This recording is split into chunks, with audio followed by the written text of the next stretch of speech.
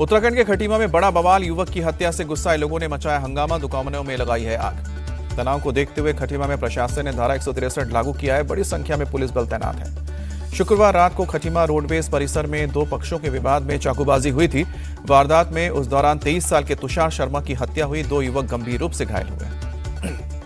आरोपी को पकड़ने के लिए पुलिस कर रही है छापेमारी। प्रशासन ने आरोपी के पिता की चाय की दुकान पर चलाया बुलडोजर। एसआईआर के खिलाफ आज दिल्ली के रामलीला मैदान में कांग्रेस की रैली। राहुल गांधी, प्रियंका गांधी और मल्लिकार्जुन खड़गे होंगे शामिल। रैली में मतदाता सूची में गड़बड़ी, वोट चोरी और एसआईआर के मुद्दे को उठाएगी कांग्रेस। रैली में सीनियर कांग्रेस नेता सोनिया गांधी भी हो सकती है शामिल। कांग्रेस की रामलीला मैदान में होने वाली रैली पर बोले गिरिराज सिंह, कांग्रेस ने 70 साल तक वोट चोरी की है। गिरिराज सिंह ने निशाना साधते हुए कहा कि जो खुद चोर हैं वो सोचते हैं कि बाकी सब भी चोर हैं। रैली को लेकर बोले कांग्रेस नेता केसी वेणुगोपाल, चुनाव आयोग ने सभी शिकायतों को नजरअंदाज किया है। आयोग कर रहा है हमारी आलोचना। छत्तीसगढ़ के पूर्व सीएम भूपेश बघेल ने कहा कि कांग्रेस ने एक निर्णायक लड़ाई की ओर कदम बढ़ाया है। रैली में बड़ी संख्या में आएंगे लोग। कांग्रेस की रामलीला मैदान में होने वाली वोट चोर गद्दी छोड़ रैली पर कांग्रेस सांसद प्रमोद तिवारी ने कहा कि ये सिर्फ कांग्रेस का नहीं बल्कि पूरे देश का मुद्दा है। प्रमोद तिवारी का बयान, बोले कि मैं जनता में बहुत उत्साह देख रहा हूं। ये रैली लोकतंत्र बचाने के लिए हो रही है। कांग्रेस की रैली को लेकर बीजेपी नेता वीरेंद्र सचदेवा का निशाना, बोले कि संसद में गृह मंत्री के जवाबों का सामना नहीं कर पाए थे। कांग्रेस के नेता राहुल गांधी को भागना पड़ा था। बंगाल में एसआईआर के तहत वोटर लिस्ट से 58 लाख नाम हटे। ममता की भवानीपुर सीट में 44,000 नाम डिलीट हुए हैं। साउथ 24 परगना से 8 लाख नाम कटे हैं। अर्जेंटीना के फुटबॉलर मेसी का आज मुंबई में प्रोग्राम। सचिन तेंदुलकर और सुनील छेत्री से करेंगे मुलाकात। चैरिटी शो में होंगे शामिल। मुंबई के बांद्रा वर्ली सी लिंक को फुटबॉलर लियोनेल मेसी के स्वागत के लिए सजाया गया है। शानदार लाइटिंग की गई है। हैदराबाद में अर्जेंटीना के फुटबॉलर लियोनेल मेसी ने सीएम रेवंत रेड्डी के साथ खेला फुटबॉल। मैच देखने के लिए दूर दूर से पहुंचे दर्शक। मेसी ने स्टेडियम में आए दर्शकों का अभिवादन स्वीकार किया। राहुल गांधी भी मेसी और रेवंत रेड्डी के साथ रहे मौजूद। कोलकाता में स्टार फुटबॉलर लियोनेल मेसी के फैंस का हंगामा। मेसी के जल्दी चले जाने पर भड़के फैंस ने सॉल्टलेक स्टेडियम में बोतलें फेंकी। नाराज फैंस ने स्टेडियम में तोड़फोड़ भी की। खराब प्रबंधन का आरोप। फैंस के मुताबिक स्टेडियम में सिर्फ 10 मिनट ही रुके मेसी।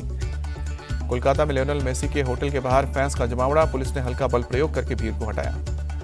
कोलकाता में लियोनेल मेसी से शाहरुख खान की मुलाकात हुई। छोटे बेटे अब्राम को भी अपने चहेते फुटबॉलर से मिलवाया। साथ में तस्वीरें भी खिंचवाई। ऑल इंडिया फुटबॉल फेडरेशन ने घटना से पल्ला झाड़ा, कहा कि हमारी अनुमति के बिना इसे आयोजित किया गया था। निजी कंपनी ने नहीं संभाला दायित्व।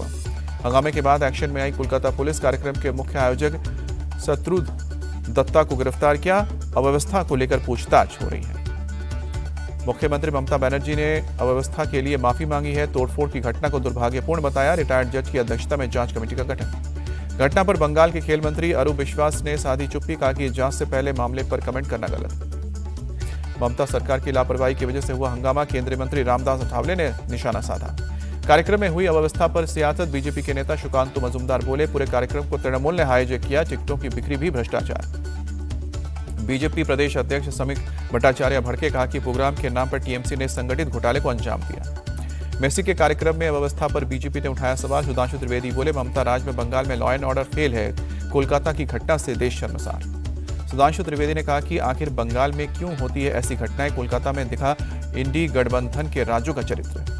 सपा के आरोपों पर बीजेपी के नेता साध्वी निरंजन ज्योति का पलटवार, कहा कि विपक्ष पहले यह साफ करे कि घुसपैठियों के साथ है या देश की जनता के साथ।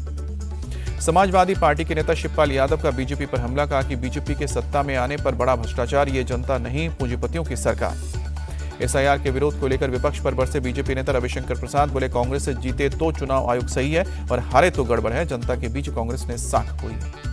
केरल के निकाय चुनाव में लेफ्ट डेमोक्रेटिक फ्रंट को बड़ा झटका। तिरुवनंतपुरम में नगर निगम में बीजेपी की ऐतिहासिक जीत। एलडीएफ का 4 दशक पुराना किला ढहा।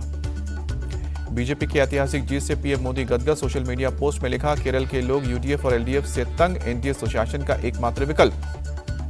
कर्नाटक में सीएम फेस पर सियासत जारी। बेंगलुरु में कांग्रेस नेताओं ने डीके शिव कुमार को सीएम बनाने की मांग की। केंद्रीय राज्य मंत्री पंकज चौधरी ने यूपी बीजेपी अध्यक्ष चुनाव के लिए नामांकन भरा। सीएम योगी और दोनों डिप्टी सीएम समेत 8 बड़े नेता प्रस्तावक बने। पंकज चौधरी का निर्विरोध चुना जाना तय। आज औपचारिक मुहर लगेगी। केंद्रीय मंत्री पीयूष गोयल पंकज चौधरी के नाम का ऐलान करेंगे। डिप्टी सीएम केशव प्रसाद मौर्य बोले, नए अध्यक्ष के नेतृत्व में 2027 का चुनाव लड़ेंगे और जीतेंगे। 27 में अब 2017 से भी बड़ा जीत का भरोसा दिया। नए यूपी बीजेपी अध्यक्ष को लेकर कांग्रेस हमलावर। अजय राय बोले, मुखिया बदलने से कुछ नहीं होगा क्योंकि जनता इनके काम से संतुष्ट नहीं। जहरीले कफ सिरप मामले में अजय राय का योगी सरकार पर निशाना, कहा कि कमेटी बनाकर हुई खानापूर्ति, कफ सिरप तस्करों के साथ खड़ी है सरकार। बिहार के डिप्टी सीएम सम्राट चौधरी का बड़ा ऐलान, कहा कि चारा घोटाले के आरोपियों की जब्त संपत्ति पर खोले जाएंगे स्कूल। नीतीश शासन ने भी पहले भी हुआ है, आगे भी होगा। सम्राट चौधरी के बयान पर जेडीयू प्रवक्ता नीरज कुमार ने कहा कि गरीब लोगों का हक मारा गया, भ्रष्टाचार पर कार्रवाई आने वाली पीढ़ी के लिए मिसाल बनेगी। बस्तर ओलंपिक के समापन समारोह में शामिल हुए गृह मंत्री अमित शाह, कहा कि बस्तर और पूरा हिंदुस्तान नक्सल मुक्त होगा, 31 मार्च 2026 तक लाल आतंक का अंत। गृह मंत्री अमित शाह बोले, नक्सलवाद से किसी को फायदा नहीं, शांति के रास्ते से ही विकास होगा। नक्सलियों से हथियार डालकर मुख्यधारा में लौटने की अपील की। यूपी में तेजी से चल रही है एसआईआर की प्रक्रिया, वाराणसी में वेरिफिकेशन का काम 100% पूरा हुआ। एसआईआर को लेकर अखिलेश यादव का बड़ा बयान, कहा कि विपक्ष के वोट काटने के लिए ये सब हो रहा है, जहां बीजेपी कमजोर है वहां ये तिकड़म लगाया जा रहा है। सपा सांसद अवधेश प्रसाद बोले, एसआईआर के जरिए वोट देने का अधिकार छीना जा रहा है। यूपी में जिन 10 बीएलओ की मौत हुई, उनके परिवारों को 1-1 करोड़ का मुआवजा मिले। देहरादून में 3 दिवसीय अखिल भारतीय जनसंपर्क सम्मेलन की शुरुआत सीएम धामी ने कहा कि विकसित भारत के संकल्प को पूरा करना हमारी प्राथमिकता। गोवा जिला पंचायत चुनाव के लिए अरविंद केजरीवाल का डोर टू डोर कैंपेन, आप उम्मीदवार पूजन मंगलवार में मांगे वोट, आतिशी भी रही मौजूद। बीजेपी और कांग्रेस पर केजरीवाल ने साधा निशाना, कहा कि दोनों पार्टियों ने भ्रष्टाचार से गोवा को पहुंचाया नुकसान। ये चुनाव 2027 के विधानसभा चुनाव का सेमीफाइनल। भोपाल के अरेरा हिल्स थाना क्षेत्र में युवक पर हमले का सीसीटीवी वीडियो आया सामने। 9 दिसंबर को तलवार से हुआ था हमला। भोपाल पुलिस कर रही है 4 हमलावरों की तलाश। घायल युवक को करीब 40 से 50 टाके लगे हैं। यूपी के बुलंदशहर में एनकाउंटर, लूट और हत्या के आरोपी 2 बदमाश गिरफ्तार, एक के पैर में गोली लगी। भोपाल में चोरों का आतंक, एटीएम मशीन उखाड़कर सड़क पर फेंका। मौलाना तौकीर रजा के खिलाफ एक और एफआईआर दर्ज की गई है। जमीन हड़पने और जान से मारने की धमकी का आरोप लगा है। मामले में 10 लोगों के खिलाफ केस है। बनासकांठा के तीर्थ स्थल अंबाजी के पास पत्थरबाजी, फॉरेस्ट की जमीन को लेकर वन विभाग की टीम के साथ झड़प हुई। यूपी के सीतापुर में जीआरपी के जवानों की फुर्ती से बची बुजुर्ग की जान, ट्रेन के आगे आए बुजुर्ग को दौड़ाकर बचाया। यूपी के बहराइच में मारा गया आदमखोर भेड़िया, वन विभाग की टीम ने मारी गोली, एक मासूम को बनाया था शिकार। बिहार के समस्तीपुर में एक युवक ने की फायरिंग, ग्रामीणों ने खदेड़कर आरोपी को पकड़ा। पंजाब के लुधियाना में रिश्तों का कत्ल, शादी के दबाव को लेकर महिला की हत्या, होटल रूम में आरोपी अमित ने उतारा मौत के घाट। छापेमारी के बाद पुलिस ने आरोपी अमित को पकड़ा। होटल में बहस के दौरान महिला से की थी मारपीट, महिला ने आरोपी के प्राइवेट पार्ट पर हमला किया था। राजस्थान के चोमू में बजरंग दल कार्यकर्ताओं पर हमले का विरोध, गुस्साए वर्कर्स ने पुलिस थाने का घेराव किया। गोवा क्लब बर्निंग केस में गिरफ्तार 4 आरोपियों की रिमांड 5 दिन और बढ़ी। अरपोरा पंचायत के सदस्यों से भी हुई पूछताछ। कप सिरप के मामले में बर्खास्त एसटीएफ कांस्टेबल आलोक सिंह के घर पर ईडी की रेड। लखनऊ की आलीशान कोठी से कई दस्तावेज और इलेक्ट्रॉनिक डिवाइस जब्त। आगरा में बड़े साइबर ठग गिरोह का पर्दाफाश, फर्जी क्रिप्टो वेबसाइट बनाकर 1500 लोगों से 50 करोड़ रुपए की ठगी। गिरोह का एक सदस्य गिरफ्तार हुआ। घने कोहरे के चलते यमुना एक्सप्रेस वे पर स्पीड लिमिट घटाई गई। हल्की गाड़ियों के लिए 75 किलोमीटर प्रति घंटा और भारी वाहनों के लिए 60 किलोमीटर प्रति घंटे की सीमा तय की गई। यूपी के फतेहपुर में कंटेनर और ट्रक की टक्कर, डीजल लीक होने पर ग्रामीणों ने मचाई लूट। हादसे में ड्राइवर की बुरी तरह से जख्मी। झांसी में पूर्व सपा विधायक की 20 करोड़ से ज्यादा की संपत्ति हुई सीज। प्रशासन ने ढोल नगाड़ों के साथ अवैध संपत्ति को कुर्क किया। पटना के सटे फतुहा में सड़क निर्माण के लिए फसलों पर चला बुलडोजर, मुआवजे की मांग पर अड़े किसानों को पुलिस ने हटाया। कार्रवाई के बाद एक्सप्रेसवे का काम शुरू। सीतामढ़ी में भी गर्जा बुलडोजर, जाम की समस्या से छुटकारे के लिए अतिक्रमण के खिलाफ कार्रवाई। सड़क किनारे से अवैध निर्माण हटाए गए। हैदराबाद में बुलडोजर एक्शन पर हंगामा, अवैध दुकानों पर कार्रवाई रोकने पहुंचे एमआईएम के नेताओं की अधिकारियों के साथ बहस हुई। ध्वस्तीकरण का काम पूरा हुआ। बढ़ते प्रदूषण से दिल्ली वालों का हाल बेहाल, CAQM ने ग्रैफ 4 की पाबंदियों को लागू किया। दिल्ली एनसीआर में ग्रैफ 4 लागू होने के बाद एक्शन में पुलिस बीती रात बदरपुर बॉर्डर पर गाड़ियों की चेकिंग करते नजर आए जवान। गाजीपुर बॉर्डर पर भी मुस्तैद दिखी पुलिस, बीती रात आने जाने वाली गाड़ियों की चेकिंग की गई।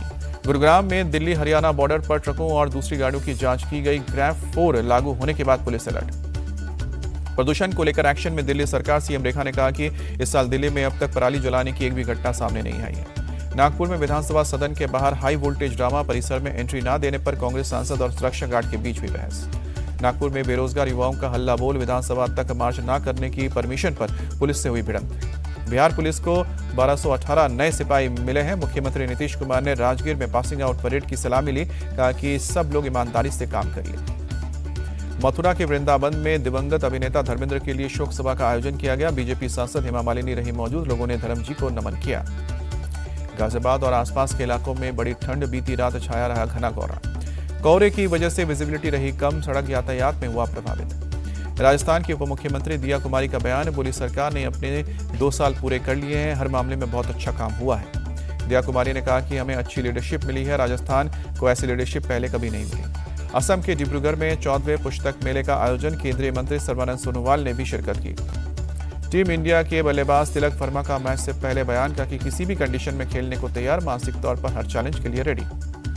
धर्मशाला की पिच पर तिलक वर्मा का बयान, कहा कि पिच से बल्लेबाजों को मिलेगी मदद, हाई स्कोरिंग मैच होने की जताई उम्मीद, मैच में ओस फैक्टर होगा चैलेंजिंग।